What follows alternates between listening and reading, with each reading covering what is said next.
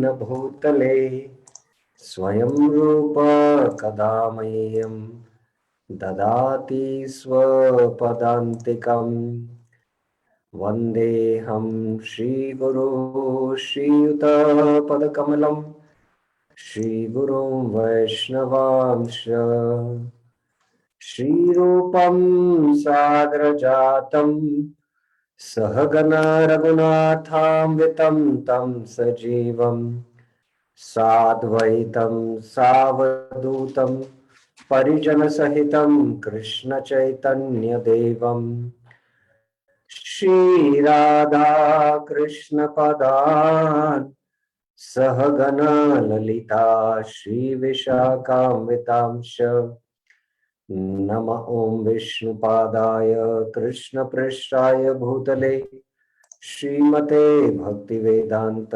स्वामिन्निति नामिने नमस्ते सारस्वते देवे गौरवाणी प्रचारिणे निर्विशेष शून्यवादी पाश्चात्य देश तारिणे हे कृष्णा करुणा सिंधु दीनबंधु जगतपते गोपेश गोपिका कांत राधा कांत नमस्तुते तप्त कांचन गौरांगी राधे वृंदावनेश्वरी वृषभानुसुते देवी प्रणमामि हरिप्रिये वाञ्छाकल्पतरुभ्यश्च कृपा सिन्धुभ्येव च पतितानां पावनेभ्यो वैष्णवेभ्यो नमो नमः। जय श्री कृष्ण चैतन्य प्रभु नित्यानंद श्री अद्वैत गदाधर श्रीवासादि गौर भक्त वृंद हरे Krishna Krishna Krishna Hare Hare Hare Ram Ram Hare Hare Hare Krishna. So welcome to the Friday and Saturday Nectar of Instruction series. Yesterday we finished text 7. Today is text 8. So text 8 of NOI, we will just discuss the verse first. Text 8. तन्नामरूपचरितादि सुकीर्तनानो स्मर्त्यो क्रमेण रसना मनसि नियोज्य तिष्ठन् व्रजेतद् अनुरागी जनानुगामी कालं नयेतखिलम् इत्युपदेशसारम्. So ityupadeshasaram, the essence of all advice. This is the Upadesh Amrita. And in the 8th verse, Upadeshasaram, the essence of all advice Rupa Goswami is giving. In that sense, this is a very crucial verse of Upadeshamrit. We will go into the actual text of Upadeshamrit, means the flow, what this text verse deals with. But let us first see the translation. The essence of all advice, iti upadeshasaram, is that one should utilize nayet, one's full time, 24 hours a day. Kalam akhilam. Akhilam means all, 24 hours. Kalam means the time. In nicely chanting and remembering. Sukirtananu smartyo kramena. Kramena means systematically, progressively also. What one should do? In nicely chanting and remembering the Lord's divine name, transcendental form, qualities, and eternal pastimes. Tanna nama rupa charitadi. Thereby gradually engaging one's tongue and mind. Rasana manasi niyojya. So how one should engage in the Lord's name, form, qualities, pastimes? By engaging the tongue and then the mind. So first we engage the tongue in chanting the Hare Krishna Mahamantra. And slowly, Chaito Darpan Marjanam happens. The mind gets slowly purified. So in the mind, then the form can manifest, and then in the mind, the beautiful qualities of Krishna, and then ultimately the beautiful pastimes of Krishna. So for that, there is the engagement of the tongue and the mind. Rasana, Manasi, Niyojya. Rasana refers to the ras. The tongue tastes different sense objects, sweet, bitter, all these rasas. And the tongue has to be engaged in vibrating Krishna's name, and the mind has to be engaged to remember Krishna. After doing this, what one should do? In this way, one should reside in Vraja, Gokul Vrindavandam, Tishtan Vraje. We have to reside in Vraj and serve Krishna under the guidance of the devotees. Tad Anuragi Jana. So the Anuragi Jana refers to actually the eternal associates of the Lord. They are the Ragatmika Bhaktas. We will quite elaborately study in the nectar of instruction when we come to Raganuga Bhakti, what is Ragatmika Bhakti, what is Raganuga Bhakti. But this verse, this is one verse in Updeshamrit which only discusses about Raganuga Bhakti. And Ragatmika Bhaktas are the eternal associates of the Lord who are in pure love with Krishna, either in Madhurya, Vatsalya, Sakya, or Dasiras. So one should serve Krishna under the guidance of his eternal devotees, Tad Anuragi Jana, who have pure anurag, pure spontaneous love towards Krishna, pure attachment to Krishna. One should follow in the footsteps of the Lord's devotees, Anugami. So Anugami means one should follow in the footsteps of the eternal associates of Krishna. The eternal associates of Krishna, as I was mentioning, are Ragatmika Bhaktas. And when one practices bhakti following in the footsteps of the eternal devotees, that bhakti is called as Raganuga Bhakti. So here it is indicated following in the footsteps of Lord's beloved devotees, Anugami. Anugami means Anu, and to follow. Gami means to follow in their path. So this is actually Raganuga. The devotees who follow the eternal associates Ragatmika are called as Raganuga Bhaktis. And these eternal devotees, they are what? Who are deeply attached to his devotional service. Tad Anuragi. So they are having deep attachment to the Lord's devotional service. So these are the ones whom we should follow. So this is how Prabhupada has translated. Now let us go to the analysis of this verse based on Bhakti Vinod Thakur's analysis. We have been seeing how text 5 to text 8 explain the Madhyam Adhikari Goswami's vision and internal development. Madhyam Adhikari Goswami की दृष्टि एवं आंतरिक विकास. Antarik means the internal development.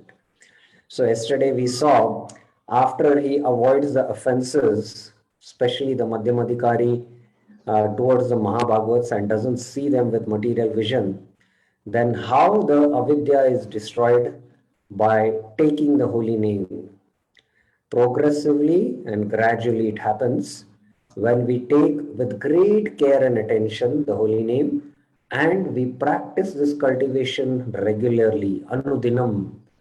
Kintu Adarat Anudinam. These 2 points were very important in yesterday's discussion. So after that happens, avidya is destroyed. Then Bhakti Vinod Thakur is explaining that text 8 deals with Sri Vraj Bhajan Pranali.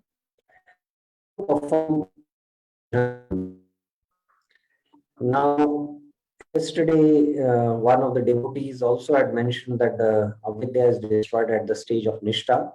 And I said, yes, that is the beginning of the stage of destruction of avidya. But actually, avidya gets destroyed fully at the stage of bhava. That's what yesterday I was discussing. But yes, definitely, at the stage of Nishta, one is a self-realized soul. And those who are in the path of Chaitanya Mahaprabhu, the 6 Goswamis, especially this line of the Brahma Madhva Gaudiya Sampradaya, that is ISKCON, which ISKCON is also there. We practice what devotion? The devotion which is called as Shuddha Bhakti. Shuddha Bhakti, as Rupa Goswami has mentioned, Anyabhilashita Shunyam Jnana Karmadi Anavritam Anukulena Krishnanu Shilanam Bhakti Ruttama.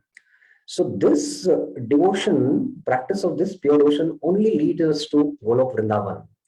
So at the stage of Nishtha, one is purified enough where he has a particular mood he wants to practice his devotion, following in the footsteps of the eternal associates. Like one's mood is that of Vatsalya Ras. Then he would like to follow Mother Yashoda and Nand Maharaj. If his mood is that of the Sakas like Sridhama and Sudhama, then he would like to follow them and practice his devotion. So practically at the stage of Nishtha, one starts practicing Raganuga Bhakti. And in Raganuga Bhakti, one follows the dictates not of the scripture, but he is spontaneously attracted to follow the eternal associates of Vrindavan and practices devotion following in their footsteps. So that is what is called as Sri Vraj Bhajan Pranali. So Vraj Bhajan is very, very confidential and it is only revealed in the Gaudiya Sampradaya. How by only practicing this Raganuga Bhakti, we can attain Vrindavan. How that Vraj Bhajan begins from the stage of Nishtha in one sense.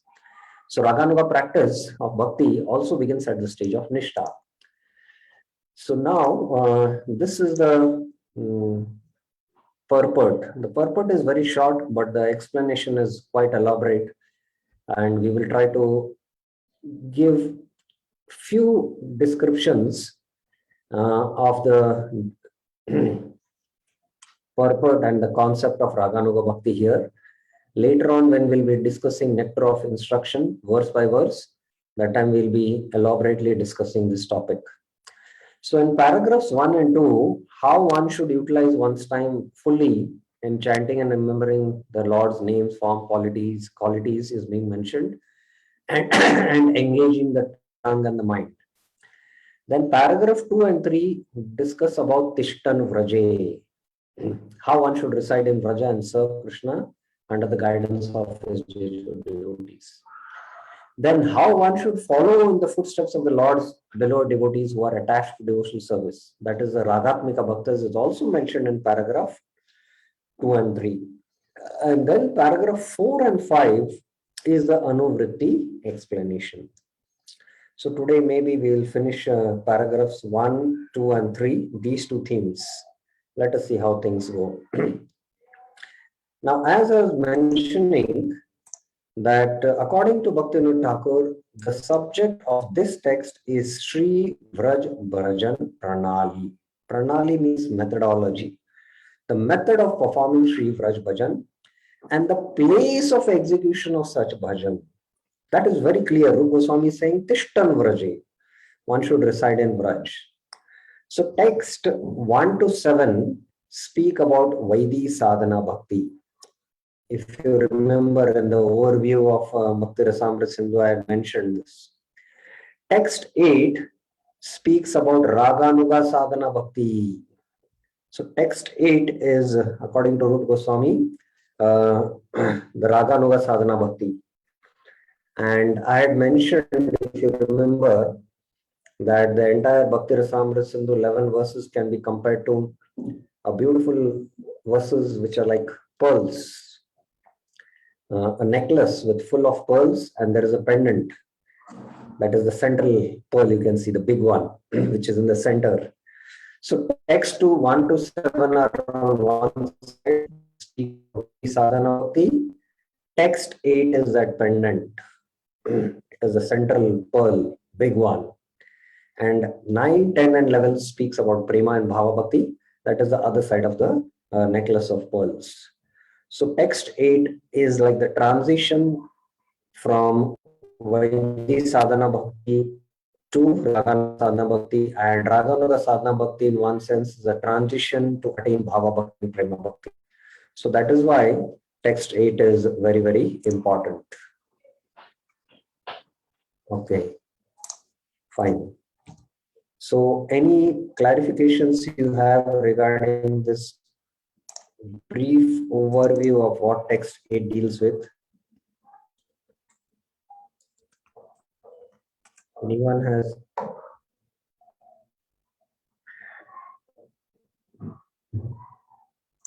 has any questions, clarifications? One devotee has here. Okay, let me take here first. Ratna Mataji has a clarification. Yes, Mataji? Prabhuji, Raganuga Bhakti, it's only seen in Uttama Adhikari when you reach the stage of Bhava, right, Prabhu? No. When you realize the Raga, that's when it is, na, Prabhu? No. I got it wrong, Prabhu. Okay, I will clarify that. Let us go to a little more overview. Yeah, this topic is very difficult to understand also, Raganuga Bhakti, but definitely we will go a little more detail and I will explain here. Text 1 to 7 deal with Vaidhi Sadhana Bhakti, text 8 with Raganuga Sadhana Bhakti. Now, we have not really gone into the definition of Uttama Bhakti, but we had discussed briefly Uttama Bhakti while we did the overview.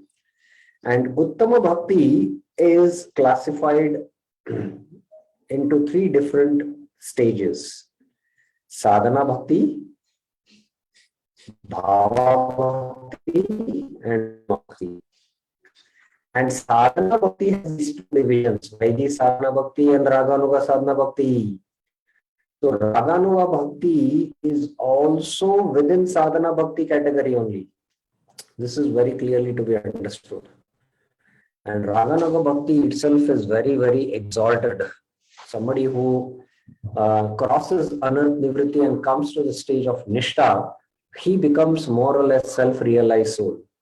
And now he's self-realized, but what is his Swarupa in the spiritual world? In what rasa he is having with Krishna, those things are not revealed. But a general self-realization is attained that I am not the body, I am the spirit soul. I am situated in my constitution as a spirit soul. But the spirit soul Swarupa gradually starts developing at the stage of Nishta when one begins Raganuga Bhakti. Basically, there is a general constitution rasa which one is inclined to. Either it is Madhurya, Vatsalya, Sakya, or Dasya, as I was mentioning. And he will start following in their footsteps while hearing Krishna Katha. Especially, he might like Krishna's pastimes with his friends when they go to the forest for herding the cows. So those pastimes are very, very attractive to him. So he starts developing more taste to hear those pastimes. He develops more attraction to Krishna's friends like Sridhama and Sudhama. And he would like to know more about Sridhama and Sudhama, how they serve Krishna. And he would like to serve Krishna following in the footsteps of Sridhama and Sudhama. Or somebody who is in Vatsalya Ras is more attracted to Krishna's pastimes with Mother Yashoda and Nanda Maharaj. And he is more inclined to follow in the footsteps of Nanda Maharaj and Yashoda and serve Krishna. So he would like to hear more the Bal Leela pastimes of Krishna. So slowly from Raganuga Bhakti, Sadhana Bhakti, remember that it is Sadhana Bhakti, it is not Bhava Bhakti. Spontaneity is there in the sense that he is not on the spontaneous platform of devotion. Only the eternal associates of the Lord in the spiritual world practice pure spontaneous devotion.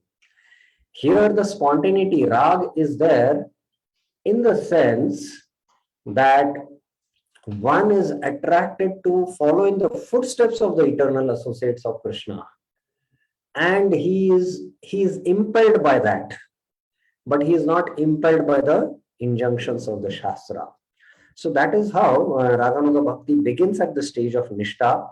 From Nishta, it gradually goes to Ruchi, Asakti, and then Bhava. At the stage of Bhava, what he has cultivated in the Raganuga sadhana, the mood, that rasa is revealed actually in the stage of Bhava Bhakti. It is revealed. One's Swarupa is revealed, and the rasa in which he is related to Krishna, that rasa also is able to now relish at the stage of Bhava Bhakti. So we can imagine how elevated and exalted is Bhava Bhakti. So that is a little bit more about Raganuga Bhakti. But when I go to the definitions now, it will become more clear. Now, this is the definition of sadhana bhakti given in the Bhakti Sindhu. Kriti sadhya bhav sadhya bhava sa sadhana vidha nitya siddhasya bhavasya prakatyam riti sadhyata.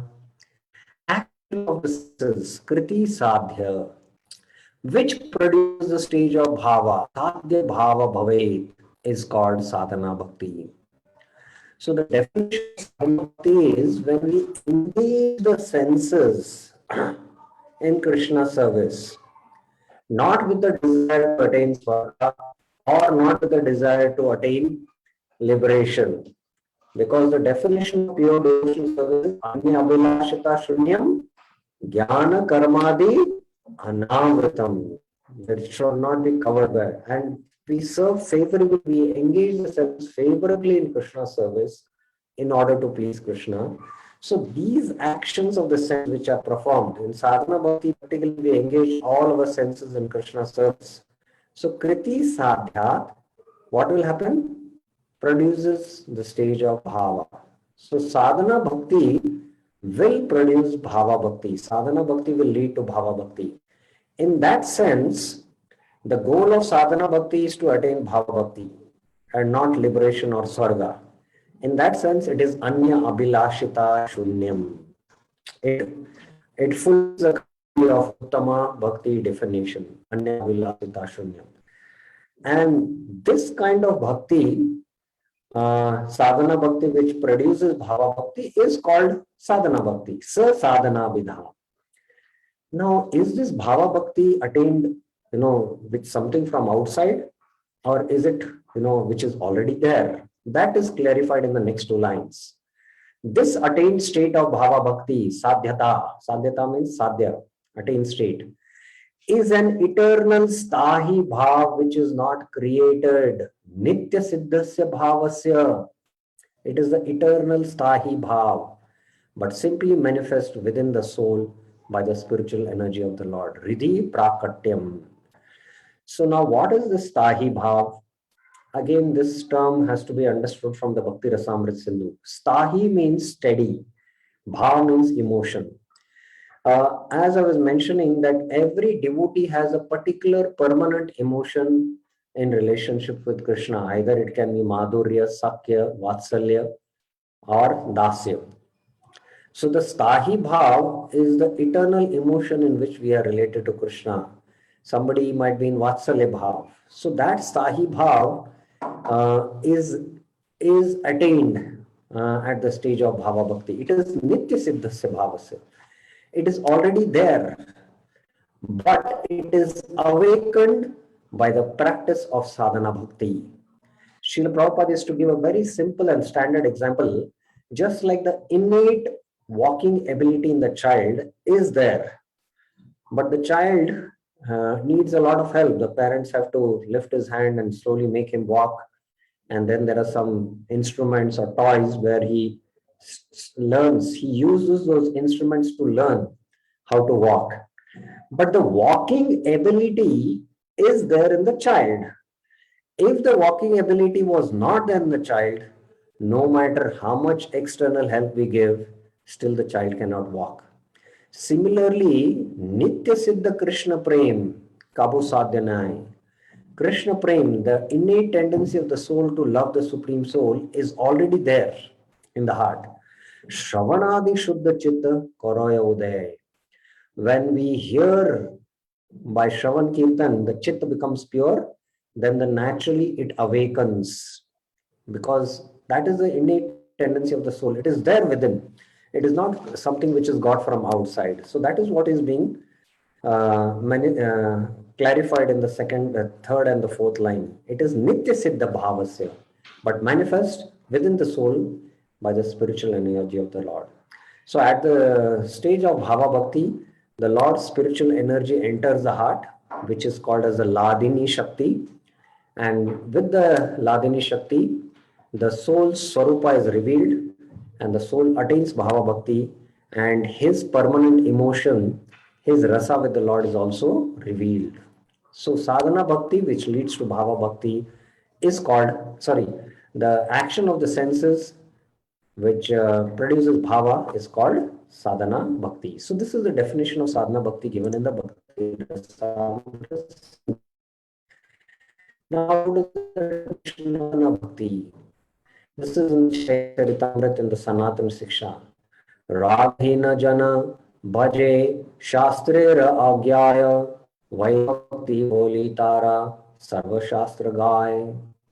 Those who have not attained the platform, spontaneous attachment in devotional service, render devotional service under the guidance of the bona fide spiritual master according to the regulative principles mentioned in the revealed scriptures. Ragahina jana. Ragahina means they have not still developed that spontaneity. Now again, when I say spontaneity, it is not directly in relationship with Krishna, but we are spontaneously following the footsteps of the eternal devotees of Krishna. But bhaje shastre ragyaya. But we do our sadhana bhakti following the injunctions of the Shastra, injunctions given by the spiritual master, that every day morning you should get up, attend Mangal Arati, keep a note of your sadhana sheet. Because still we don't have that natural spontaneous love to practice these limbs of devotion, because still the heart is not pure. So when the heart is sufficiently pure, then there is a spontaneous natural attraction to practice devotional service, and we are not no more impelled by the injunctions of the Shastra, but impelled by Lobha. Lobha means greed. To attain that similar bhav what the eternal associates of Krishna have, that is called as Lobha. So according to revealed scripture, this kind of devotional service is called Vaidhi Bhakti. So Vaidhi Bhakti boli tara Sharva Shastra Gaya. So we have these two divisions, Vaidhi Sadhana Bhakti and Raganuga Sadhana Bhakti. We saw the definition of Sadhana Bhakti, and now we saw the definition of Vaidhi Sadhana Bhakti. The basic difference between the two is Vaidhi Sadhana Bhakti is impelled by the injunctions of the Shastra. Raganuga Sadhana Bhakti is impelled by Lobha. Lobha to attain that same bhava what the eternal associates possess. Let me also attain that same bhava. And impelled by that Lobha, one practices devotion. Now this Lobha, spiritual greed, is completely spiritual, and it is not like any other material greed. In fact, one who attains this kind of a Lobha is the most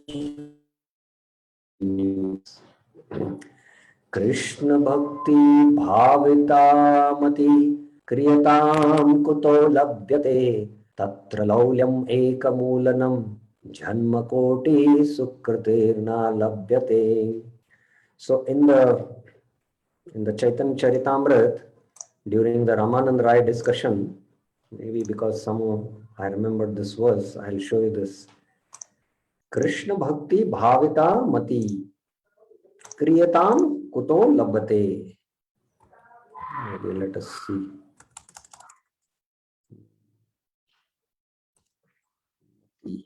Okay, two verses. Yes, this is the verse.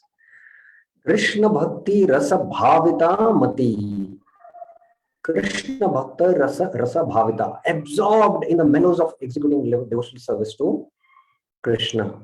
Bhava, Rasa. Rasa means mellow. Bhavita means that kind of emotions. Mati, intelligence. Kriyatam. Yadi kuta api labhyate. Wherever it is available, just go and, buy it. And what is that? Price we have to pay. Tatra laulyam api moolanam ekalam. only one thing there is greed. That is the price you have to pay. And this Janma Koti Sukritir na labhate. If you perform millions and millions of birth pious activities, also you cannot get this greed. Pure devotional service in Krishna consciousness cannot be had even by pious activities in hundreds and thousands of lives. Because bhakti is completely bhakti punya, not ordinary punya. It can be attained only by paying one price, that is intense greed to obtain it. If it is available any somewhere, one must purchase it without delay. So we don't have that kind of lobe right now towards the eternal associates of Krishna because the heart is not yet purified. But at the stage of Nishtha, the heart is purified and this lobe slowly starts awakening in the heart. And we have a natural taste to follow the eternal associates either in Dasya, Sakya, Vatsalya or Madhurya Bhav. So based on this verse, Krishna Bhakti Rasa Bhavita Mati, Srila Prabhupada termed the acronym or coined this phrase, International Society for Krishna Consciousness. He has picked up this from here. International Society for Krishna Consciousness. So this greed, my point was, is not ordinary greed, it is spiritual greed. And this happens with the purification of the heart when one has attained the stage of Nishtha. In fact, Raganuga Bhakti begins only from the stage of Nishtha. So we have discussed the definition of Vaidhi Sadhana Bhakti. Now let us discuss the definition of Ragatmika Bhakti. After discussing Ragatmika Bhakti, then we will come to Raganuga Bhakti. Ishte, this is from Bhakti Rasamrita Sindhu, which quite elaborately discusses Raganuga Bhakti. Ishte swarasiki raga paramavishtata bhavet tanmaya bhavet bhakti satra ragatmikodita. Rag is defined as Raga Bhavet. As I was mentioning, Rag means actually Ragatmika Bhakti, which is performed by eternal associates. So that's why Rag is defined as spontaneous, Swarasiki, deep thirst, Parama Avishtata, complete absorption in the object of love, Ishte.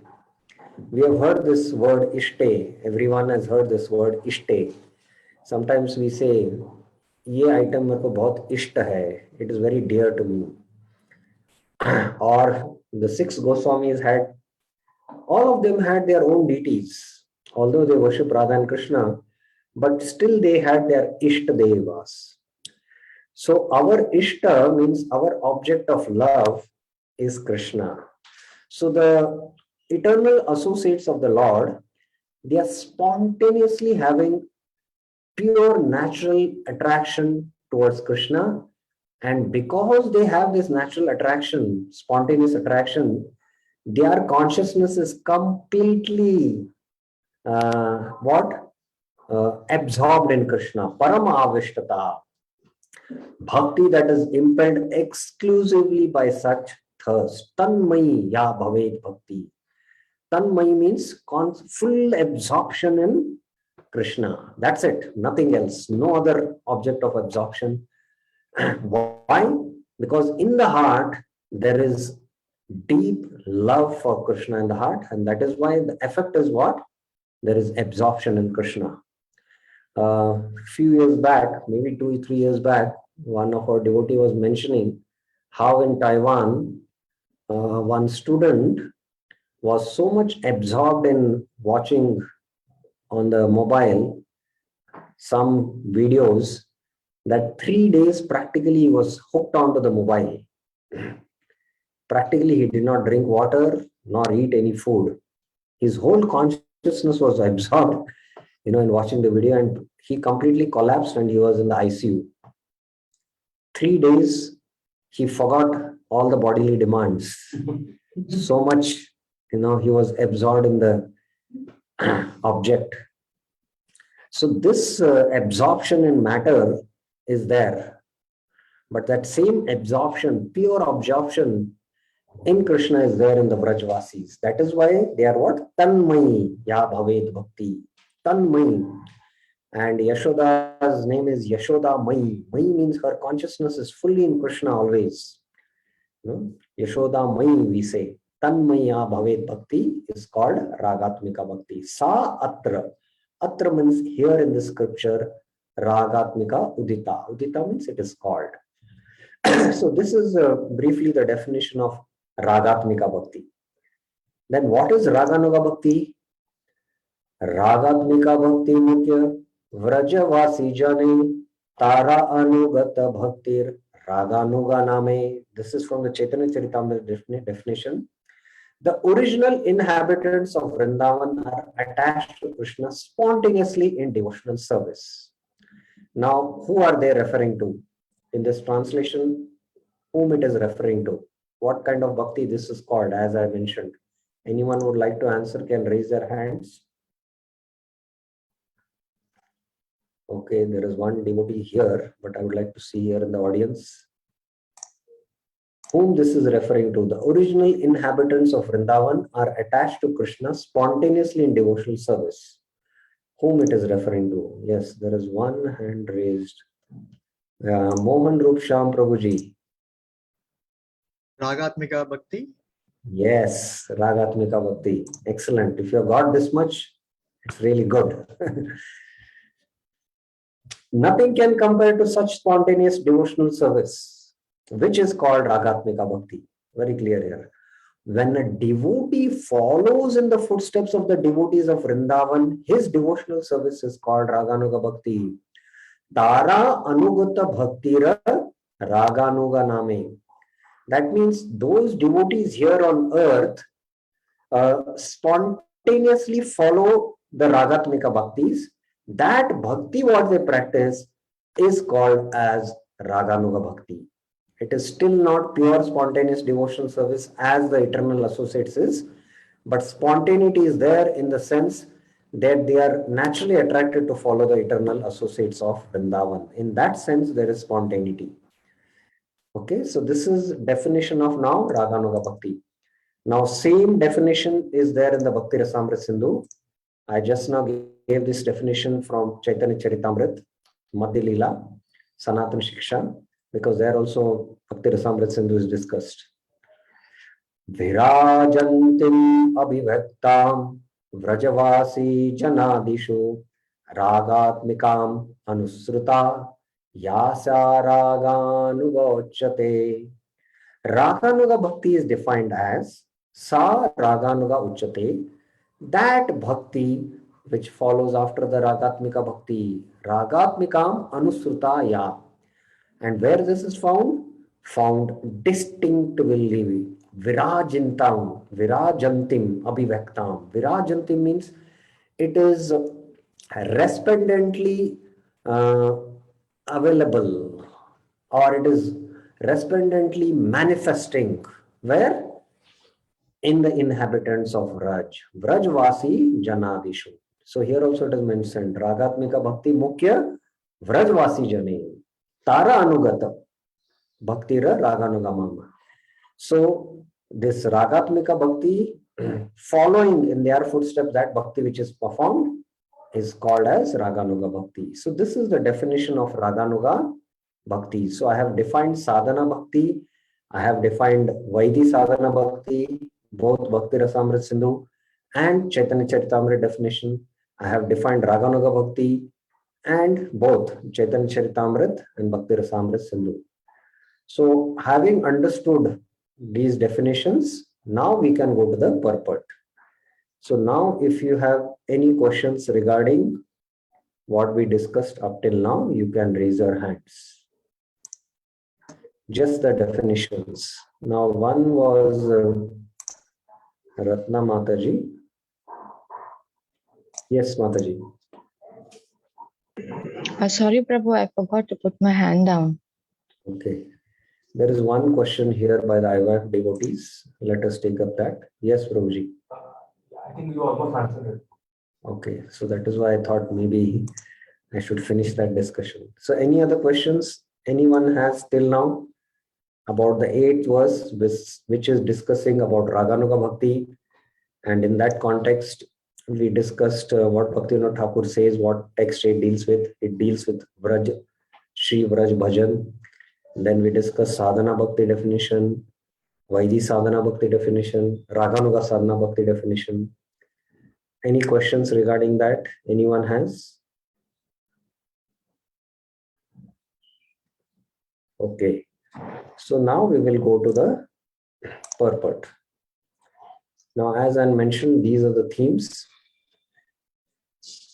One should utilize one's time fully in nicely chanting and remembering the Lord's name, form, qualities, and pastimes, and gradually engage one's tongue and mind. So this paragraph is 1 and 2. So let us go to paragraph 1 and 2. Paragraph 1 and 2. Okay, Mohanarupa.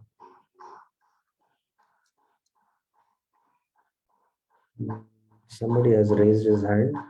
No? Okay. Now, since the mind may be one's enemy or one's friend, one has to train the mind to become his friend. There's one question here.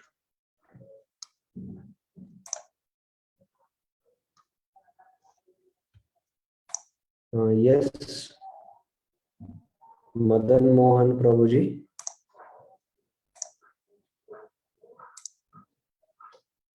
I have unmuted you. Hare Krishna Prabhu, can you please explain once more the Sadhana Bhakti and Vaidhi Bhakti? I thought they are same. Sadhana Bhakti definition is when we engage the senses in the service of the Lord, by which we attain Bhava Bhakti. Now, within Sadhana Bhakti, there are these two divisions, Vaidhi Sadhana Bhakti, Raganuga Sadhana Bhakti. So, Vaidhi Sadhana Bhakti is where we practice bhakti following the injunctions of the Shastra and the spiritual master. Whereas Raganuga Bhakti is practiced when we spontaneously follow the eternal associates of Krishna, and no more we are impelled by the injunctions of the Shastra. There is a natural spontaneous greed where we practice bhakti following in the footsteps of the eternal associates of Krishna. So that is called as Raganuga Sadhana Bhakti. That is the difference between Vaidhi Sadhana Bhakti and Raganuga Sadhana Bhakti. Okay? Yeah, Mohana Rupsham Prabhuji. Yes, Prabhuji. For Raganuga Bhakti, there is no need for advice of spiritual master. Oh.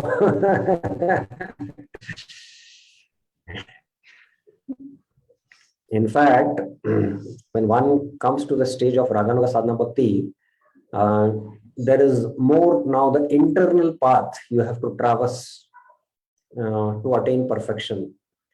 That is to attain Bhava Bhakti. In fact, you will need a guidance of an expert spiritual master, where he will guide you further in practice of Raganuga Bhakti, because there it requires still finer guidance. So, what to speak, even in Raganuga Bhakti, even when one is a Uttamadhikari, one has to be under the spiritual master's guidance.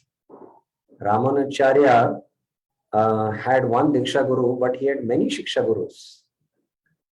So, they act as protection barrier for us. So, definitely,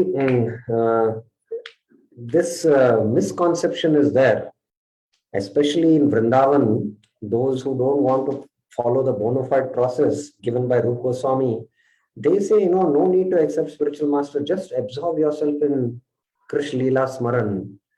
Just think about the pastimes of Krishna in your mind. But without the senses being engaged in sadhana bhakti, especially Vaidhi sadhana bhakti, and becoming purified by especially performing the limbs of Shravanam and Kirtanam.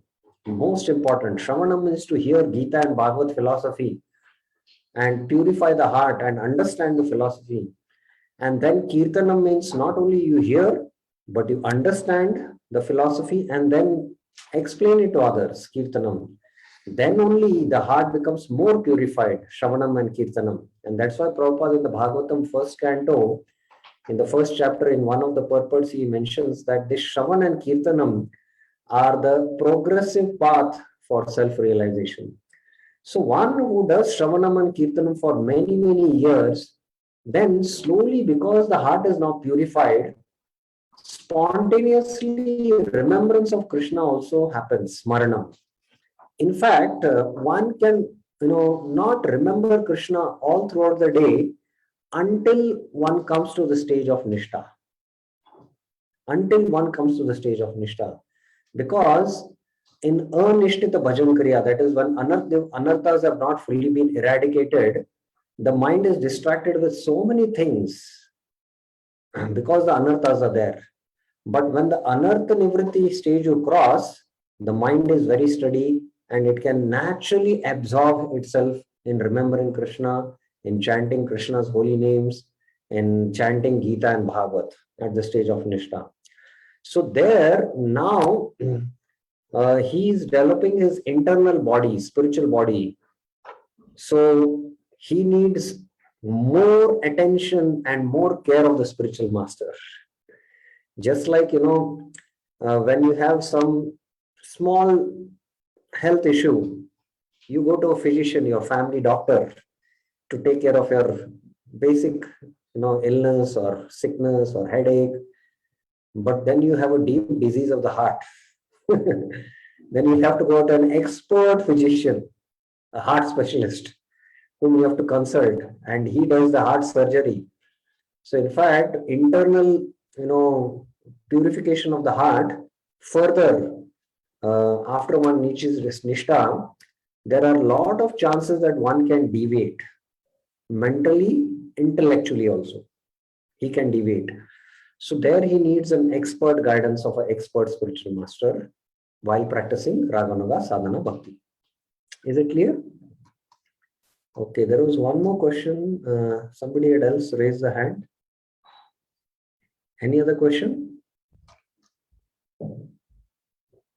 Okay. So fine. So we will go to the purport now. Since the mind may be one's enemy or one's friend, one has to train the mind to become his friend. Now, my question to you, audience, is how do we know that the mind is our enemy or friend? What is the simple criteria by which we can know whether our mind is our enemy or our friend? Very simple principle. I want to know, how can we decide at a particular given point whether the mind is our friend or enemy? Okay, let us take up here first.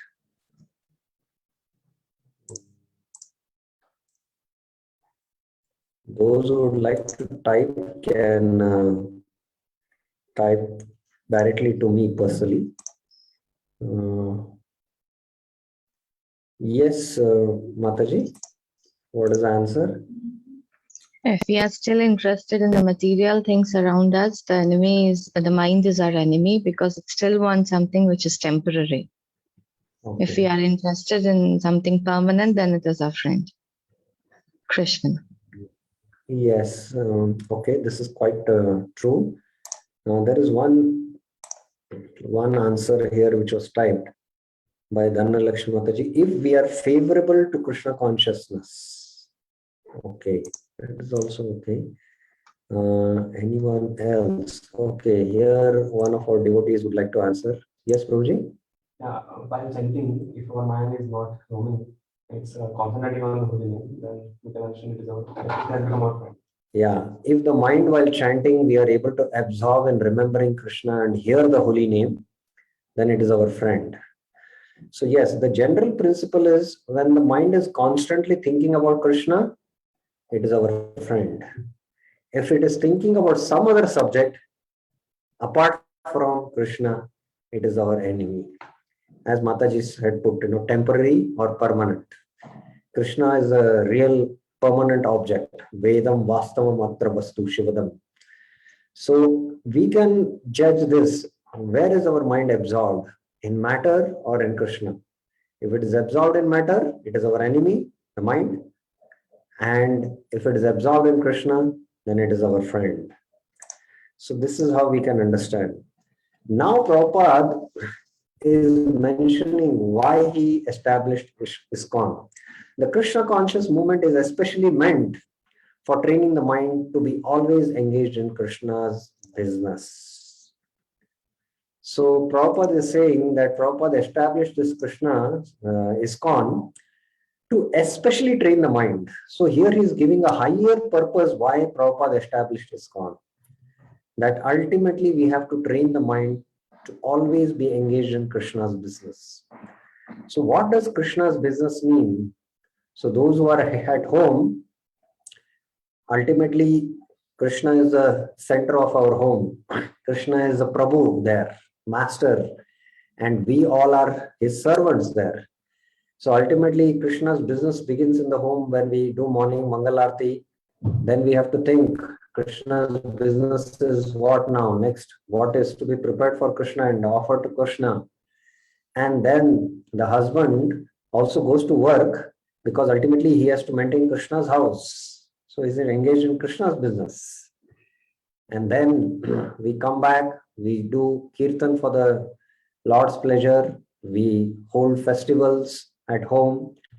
So like that, we do book distribution, we go for preaching. So all this, we should train the mind to constantly be engaged in Krishna's business. Now Prabhupada says very interesting, the mind contains hundreds and thousands of impressions, not only of this life, but also of many, many lives of the past. These impressions sometimes come in contact with one another and produce contradictory pictures. In this way, the mind's function can be dangerous for the conditioned souls. Students of psychology are aware of the mind's various psychological changes. So the mind contains unlimited impressions in the heart, chitta. There are unlimited impressions of sense objects which we have enjoyed in various species of life. And sometimes these impressions can suddenly spring up and come on the mind screen and completely bewilder us. In fact, by chanting holy name, impressions are and spiritual impressions are imprinted in the heart. So while practicing pure devotional service, what we are doing is Chaito Darpana Marjanam. The chit is being purified of all the material impressions, and spiritual impressions have been being imprinted on the heart, chitta. So when these impressions which are there, they suddenly can produce some contradictory picture and create havoc for us. So one devotee told me a true story of how 3 Russian devotees had come to Mayapur, and then they had gone to take bath in the Ganges. And one of the devotee, while he was taking bath in the Ganges, suddenly he started drowning and his head went and hit a rock. And when it hit the rock, he fell unconscious and he was almost drowning now in the Ganges. So other 2 friend devotees somehow saw him. They went and pulled him out from the Ganges and he was practically unconscious. And then they started pumping his heart, pumping his stomach so that all the water came out. And suddenly, because of pumping of his heart, he suddenly came back to consciousness. And when he came back to consciousness, there was a smile on his face. And the other 2 devotees were wondering, he was about to die. And why is he smiling? What happened? And this devotee said, no, nothing. I don't want to tell. No, tell. What happened? What happened? No, I'm feeling awkward, he said, to tell. So then when the other devotees insisted, he told that when he was drowning, he was conscious. But when his head went and hit a small rock, suddenly, because the head was hit by the rock, some impression suddenly sprang up in his mind. And what was that impression? Actually, he said that before coming to Krishna consciousness, he used to watch an advertisement which was very, very, nice advertisement, a TV advertisement of a toothpaste. So that advertisement he had liked. Ishte. He had developed Ishta. It was very dear to him, that advertisement. So because his head went and hit a rock, suddenly that impression sprang up. And he remembered that and he fell unconscious. And if he had left his body, then he would have carried that impression and I don't know what would have happened. So he was feeling awkward to tell that. So similarly, now Prabhupada is quoting Yam Yam Vapi Smaran Bhavam Tyajantam Te Kalevaram Tam Tam Eveti Kaunteya Sadatad Bhava Bhavita. Whatever state of mind, Yam Yam Vapi Smaran. Smaran means we remember. Bhavam, nature. Whatever bhavam here refers to the emotions, whatever the mind is thinking of particular emotions. Tejantente, we give up. When we are giving up this body, Kalevaram, tam tam eveti kaunte. Similarly, bhava, we will attain. Bhava, bhavita. That state of being, we will attain. So this is a general principle that whatever we state of mind we are in, state of emotions we are in at the time of death, that state we will definitely attain. This is what Krishna is telling in the Bhagavad Gita. So it is very important that if we want to leave the body at the time of death, we should remember Krishna.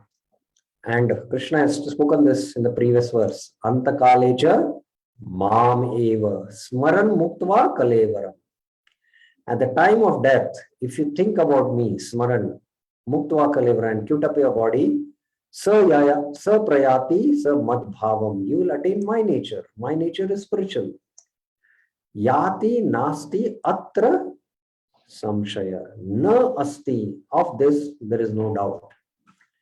And then he gives this general principle of whatever you remember at the time of death, that state you will attain in 8.6.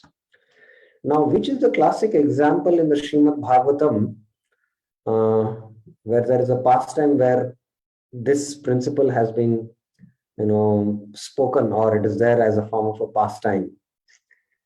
Do you remember? Do you know any pastime by which, whatever the state of mind one was in, that state was attained? There is one. It is Jad Bharat. It is Maharaj Bharat. Yes, Maharaj Bharat.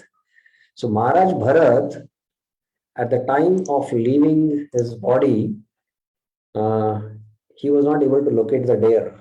It was gone somewhere. He had developed some attachment to the deer, and his emotions were caught in the deer. Oh, what has happened to the deer? He was thinking, seeing the moon and thinking maybe some animal or tiger must have, eaten it up. So many thoughts and emotions were going on in his mind. And in that state, he went out, because it was late in the evening, to search for the deer, and he fell and then left his body.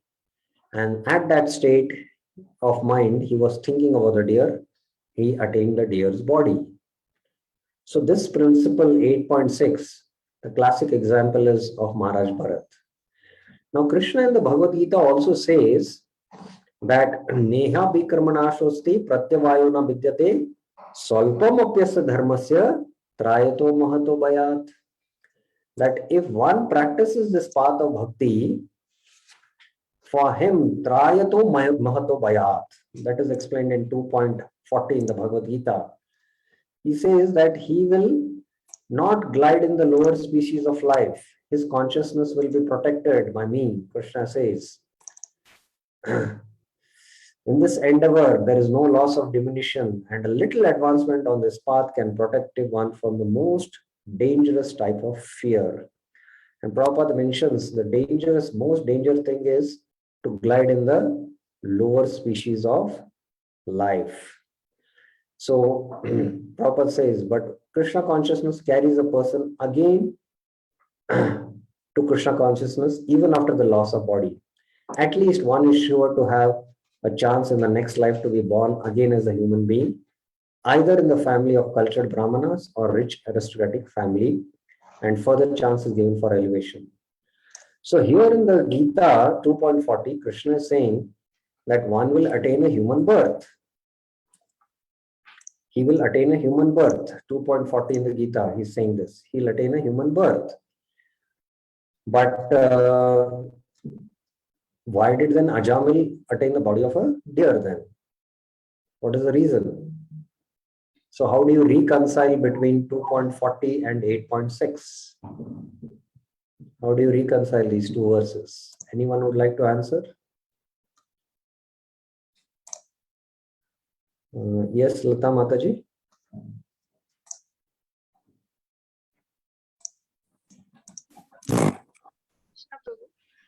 Dandavat Prana. Prabhu, even though like he was in the deer body, but his consciousness was not of deer consciousness. He was remembering the Krishna, and he was always in a place where the sages were there, and he was hearing the stories from them. His consciousness was not of deer's consciousness. Yes. So Krishna had to fulfill 8.6 criteria. That whatever you remember, that state or that kind of body will attain.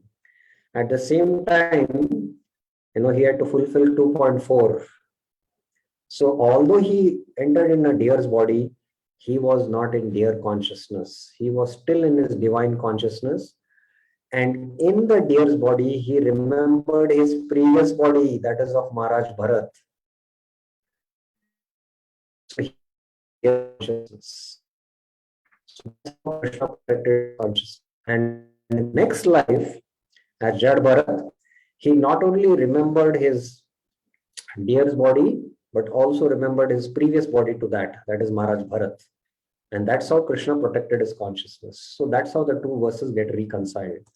So the most important point here is that ultimately, whatever state of mind we are in at the time of death, that state we will attain. At the time of death, the mind and intelligence of the living entity create a subtle form of a certain type of body for the next life. So this we experience. Suppose the children are always with mother at home, and the child for further education goes abroad, and mother or father calls on the telephone. No telephone today, everyone has mobile, but I'm speaking about telephone.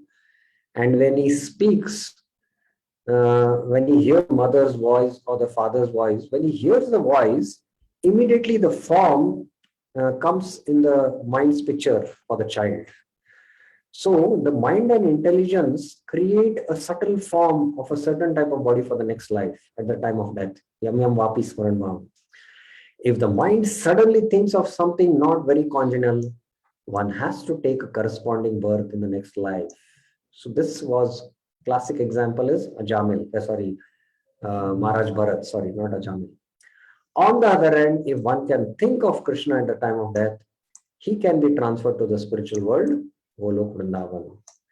This process of transmigration is very subtle. Therefore, Rupa Goswami advises devotees to train their minds in order that they will be unable to remember anything other than Krishna. So here in paragraphs 1 and 2, Rupa Goswami is recommending Smartyo Kramena. Smartyo Kramena. Actually, it is Sukirtananu Anu. Anu is there. Anu Smartyo Kramena it is. Anu Smartyo Kramena means there is continuous remembrance, constant remembrance. Kramena means gradually or systematically from one level to another level. So here I would like to point out that this verse, which is speaking about Raganuga Bhakti, begins only when the mind is purified and the mind can constantly remember Krishna. Smaranam. Smaranam is a very important limb for practicing Raganuga Bhakti. Constantly to remember the eternal associate of Krishna, constantly to absorb himself in studying the Srimad Bhagavatam, the Gita, Chaitanya Charitamrit, because the mind is pure. There is no kalmash of rajas and tamas in the chitta, in the heart. Tada rajas tamo bhava kama lobhadascha et. Chet eter anavidham stitvam sattve prasidati. So there is no contamination of the modes of passion and ignorance in the heart. So, and one is naturally able to remember Krishna. So this is why Prabhupada is discussing about the mind here. How the mind has to be fixed on always training and remembering Krishna.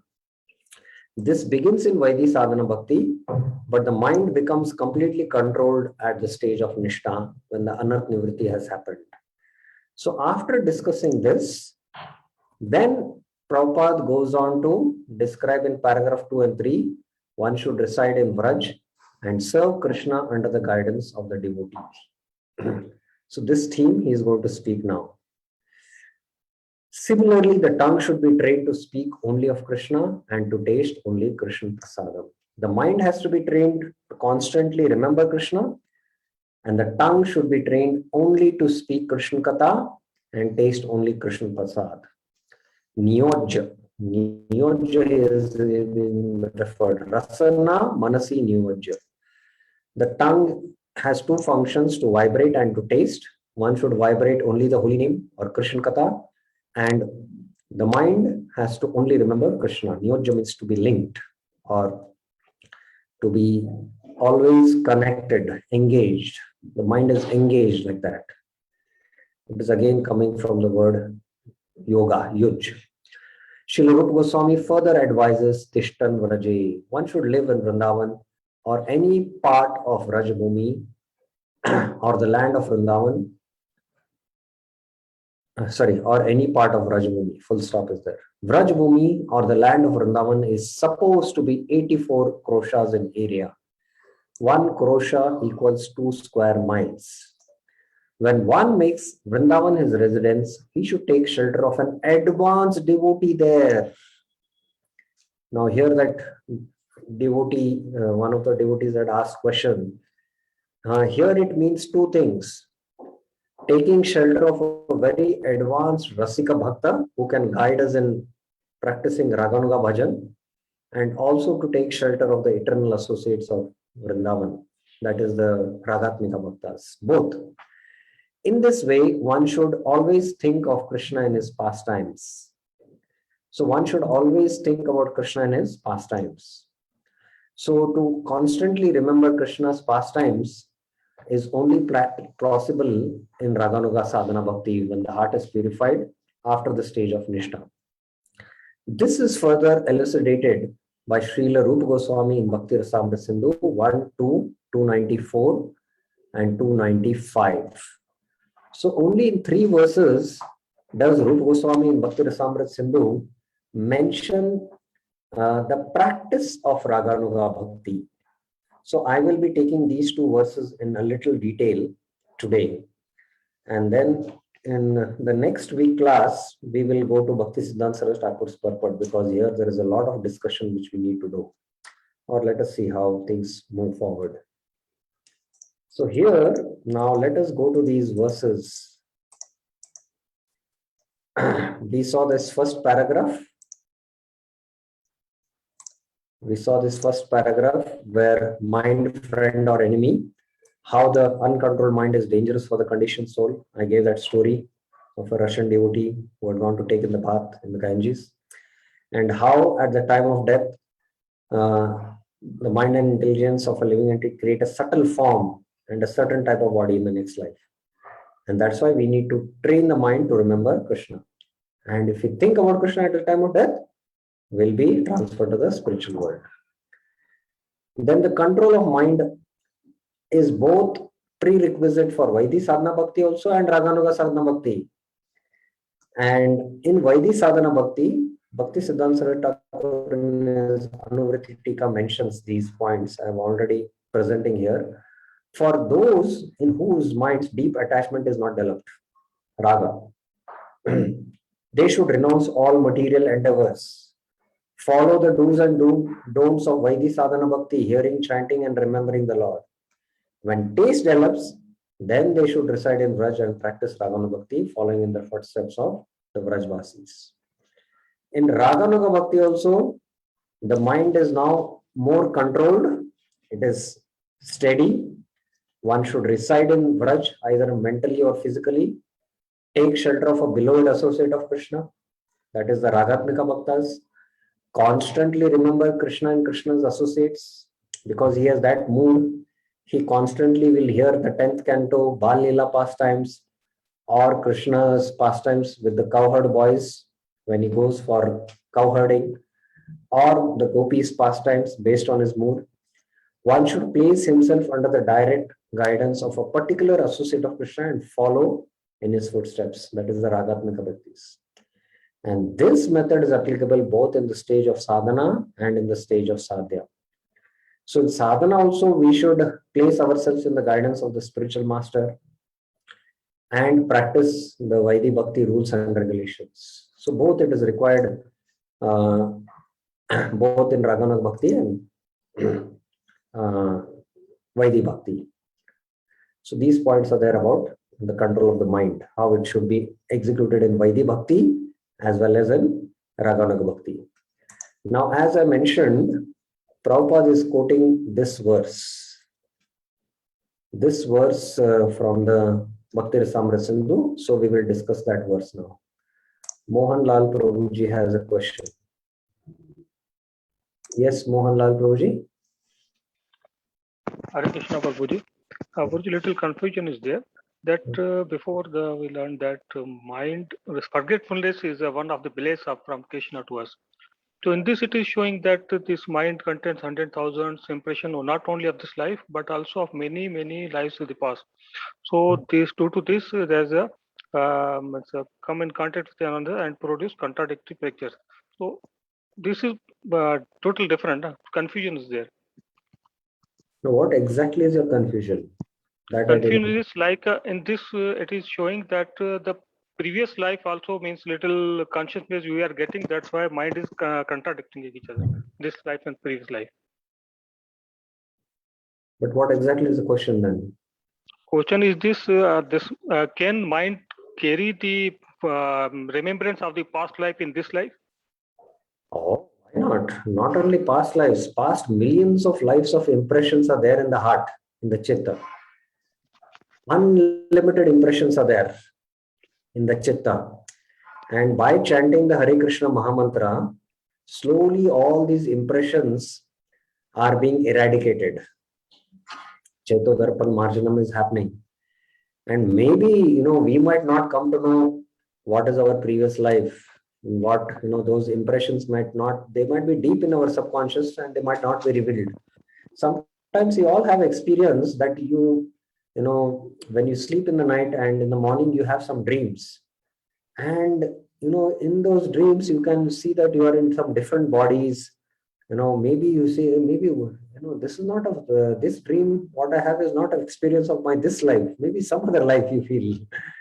So all these impressions, even when the dream state you are going through, all these are because of the impressions in the chitta, in the heart.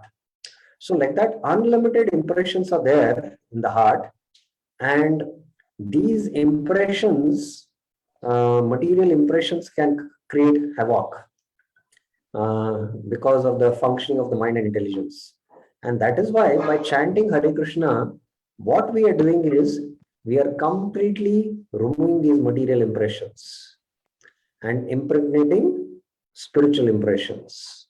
And when all the impressions are completely removed, then the chitta becomes purified and the natural awakening of the soul's identity that I am Atma, spirit soul, happens.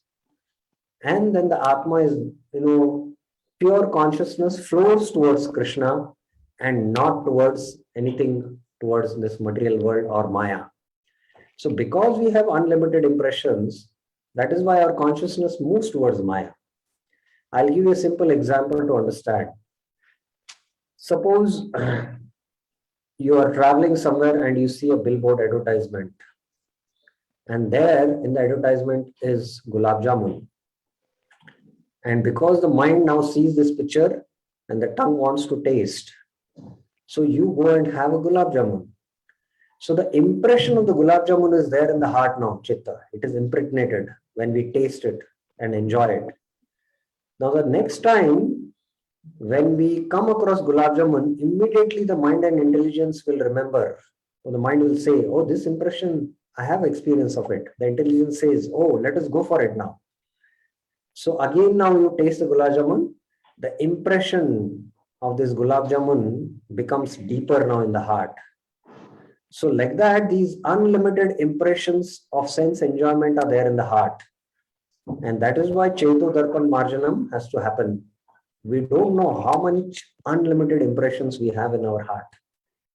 Of millions and millions of lives we have. But the Hare Krishna Mahamantra is very, very powerful. If we attentively chant, slowly all these impressions will be eradicated, and then the soul will awaken to its natural constitution, pure chitta. Chitta, pure chitta means pure consciousness will awaken in the heart, and that will have natural attraction for Krishna. So that is how it happens. I hope it is clear, Guruji. Okay, Bhakti. Yeah. Okay. So we were discussing about that these two verses speak about how one should think about always about Krishna and his pastimes. So I will take today one verse, and then in the next week we will take the other verse and the later part of the commentary. This requires 2 classes. So let us take this verse. Krishna smaram janam chasya preshtam nija samahitam tat tat kata ratos chasyo kuryat vasam vraje sada. So this is being quoted. Now let us take this verse from the Bhakti Rasamrita Sindhu. Now in the Bhakti Rasamrita Sindhu, as I was mentioning, Raganuga Bhakti is discussed quite elaborately. There are further also many other books which discuss about Raganuga Bhakti, but Bhakti Rasamrita Sindhu is the main text. So after defining Ragatmika Bhakti and then Raganuga Bhakti, quite elaborately Rupa Goswami gives evidence about Ragatmika Bhakti, where it is mentioned in the scriptures and all. Quite elaborately he goes into the Bhagavatam and all. And after discussing all that, then he comes to the practice of Raganuga Bhakti. What is the practice of Raganuga Bhakti? How does he practice? Now this is the verse he quotes. Krishnam smaram janam chasya preshtam nija samahitam tat tat kata ratas chasyo kuryad vasam raje sada. He says, remembering the Vrindavan form of Krishna, Krishna Smaranam. Krishna Smaranam, as I was mentioning, Smaran means one should be able to constantly think about Krishna. That is the prerequisite qualification for practicing Raganuga Bhakti. In Vaidhi Sadhana Bhakti, we have been also told that we should remember Krishna, but we cannot constantly remember Krishna all throughout the day. It's not possible in Sadhana Bhakti. Smartavya Satatam Vishnu, Vismartavya Najatuchit. This is quoted from the Puranas.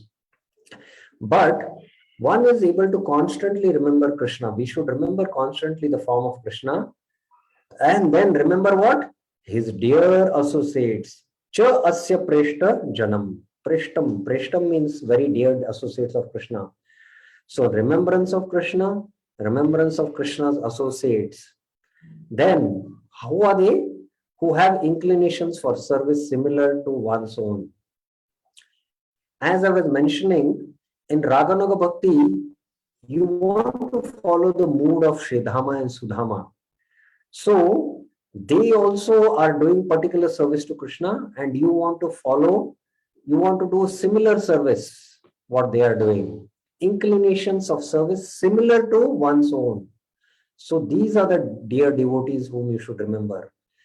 If you have Sakya Ras, if you have a mood of Sakya Ras, and you like to hear Krishna, how he performs wonderful pastimes with his friends.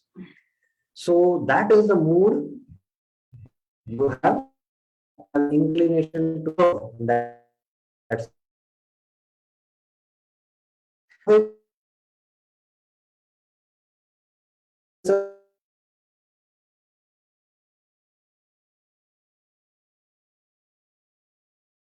a pastime.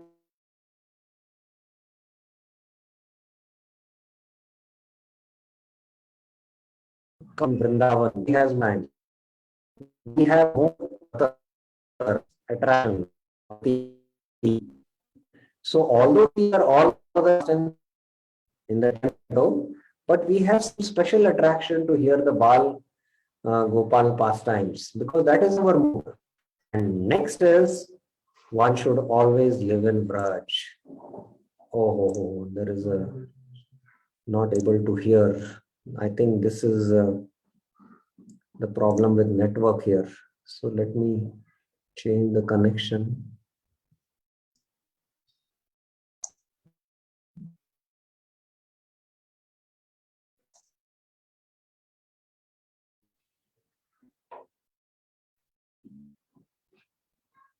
Okay.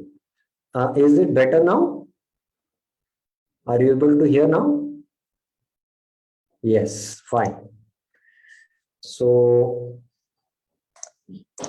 what I was mentioning, that the sadhana of Raganuga Bhakti is, one is remembering the form of Krishna, his dear devotees who have an inclination to serve similar to his own. Then one is absorbed in hearing those specific pastimes, and one is supposed to live in Braj. Kuryad Vasam Braje Sada. So there are 4 essential elements of Raganuga practice. Krishnam Smaram Janam Chasya. Krishna Smaran, actually, remembrance of Krishna and his associates. Janam Cha Chasya Preshtam. And then Tat Tad Kata Ratas Chasya. One should hear those specific pastimes of Krishna, and one should reside in Vraj. So these are the most important elements of Raganuga practice. And we can understand from this how elevated is Raganuga practice. Now, I'm just taking the purport of Vishwanath Chakra Thakur's commentary on this. Now starts the description of method of Raganuga sadhana. One should remember the most dear form of Krishna, Preshtam Krishna. One should remember Sham Sundar Krishna, not Bhaka Krishna or Mathura Krishna. Because Raganuga Bhakti is specific to Vrindavan Krishna and the Vrajbasis. One should remember Sham Sundar Krishna of Vrindavan, the son of Nanda of Kaishore age. So Kaishore age one should remember, and this is indicating especially the Madhurya Ras. And the devotees of that particular form of Krishna, Asya Janam, who have the same types of desires for serving Krishna as oneself, Nija Samahitam. Remembering such devotees, one should live in Braj. And Rupa Goswami also in text 8 is mentioned, Tishtan Vraje. If possible, one should physically live in Vrindavan, the place where Krishna resided as Nanda's son. If one cannot do that, one should live there mentally. So this is what is being mentioned in brief. Now there is one more question here. We will take this question and end up the session today. Yes, Mataji. Hare Krishna, Prabhuji. Prabhuji, what is the meaning of Keshwarya age? Oh, okay. There is Bala, Pauganda, and Kaishwarya. Bala Roop of Krishna is between the age of 1 to 5. Bal Krishna. And specifically in this age, the Vatsalya pastimes are most prominent. Krishna's pastimes with Mother Yashoda and Nanda Maharaj, the Vatsalya Krishna's Leelas, especially you see the Bal Leelas, is in the Bal age. And then there is the Pauganda. Pauganda begins with the age of 5 to say somewhere around 7, 8, because Krishna becomes youthful. Kaishora means the youthful age very quickly. So that's why Pauganda age is there. And we all have experience, especially mothers, when the children are, 5 years, they are completely under the protection of the parents, and they are experiencing the Vatsalya Ras with the parents. Now, once they are 5 and they start walking and running around, then they more go out with their friends and start playing with their friends. So the children start relishing more Sakya Ras. And now the mothers don't have control over the children. And then when they grow still further, when they go above 14, then they're more outside as students. So the Vatsalya Ras also comes down. Then there are more fights with the mothers. I want this, I want that. They are more attracted to the Madhurya Ras, in fact, in one sense. So similarly, Krishna goes through these Bala, Pauganda and Kaishwarya ages. And once he attains Kaishwarya, he doesn't further, he remains at that age eternally. So Bala is when 1 to 5. Pauganda is when he starts, growing after the age of 5. The Pauganda pastimes are there of Krishna, where Krishna starts herding the cows. Before he used to herd the calves only. And then the Kaishwarya is the youthful age. So here, especially Vishwanath Chakra Thakur is recommending, or he's telling, especially one to remember his Kaishwarya age. And here it is indirectly indicating that it is Madhurya Ras. There is different rasas one can have attraction, but in our Sampradaya, there is emphasis given to Madhurya Ras because that is very prominent. And Krishna and Chaitanya Mahaprabhu came to give that. That will be explained in the next verse commentary also. So that is how it is being explained, the Kaishwarya age. This is a little bit about the practice of Raganuga Bhakti, which this verse is speaking about. The next verse I will take up in the next class. Any other questions or clarifications anyone has? Yes, Mataji.